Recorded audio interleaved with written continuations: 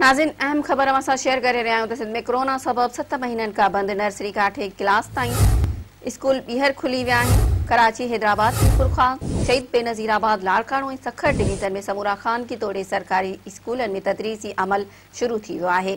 तालीम खाते पारां स्कूल ईंदड़ ॿारनि खे मास्क पाइण लाज़मी करार ॾिनो आहे, जॾहिं त इंतिज़ामिया बीमार उस्तादनि ऐं शागिर्दनि खे स्कूल अचण खां रोके छॾियो आहे। तालीम वारे सूबाई वज़ीर सईद गनी चयो आहे त समूरनि स्कूलनि खे एहतियाती तदबीरुनि ते अमल करणो पवंदो। SOPs ते अमल न कंदड़ स्कूलनि जे ख़िलाफ़ सख़्त कार्रवाई कई वेंदी।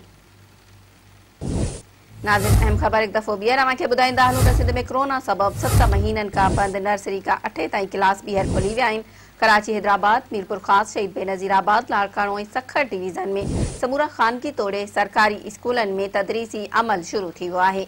तालीम खाते पारां स्कूल ईंदड़ ॿारनि खे मास्क पाइण लाज़मी करार ॾिनो वियो आहे, जॾहिं त इंतिज़ामिया बीमार उस्तादनि ऐं शागिर्दनि खे स्कूल अचण खां रोके छॾियो आहे।